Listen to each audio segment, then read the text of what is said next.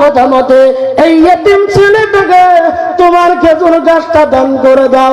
আমি নবীজি তোমার জন্য জান্নাতের ভিতরে আমি নবীজি একটা খেজুর গাছের জামিনদার হয়ে যাও। সুবহানাল্লাহ জোরে কর। আমার মায়ার নবী বিনে গয় আপন বলতে কাউরে দেখি নাই। জোরে কর। আমার মায়ার নবী বিনে গয় আপন বলতে কাউরে দেখি নাই। লা ইলাহা ইল্লাল্লাহ। জোরে জোরে লা ইলাহা ইল্লাল্লাহ। জোরে জোরে লা ইলাহা ইল্লাল্লাহ। সবাই জোরে লা ইলাহা ইল্লাল্লাহ।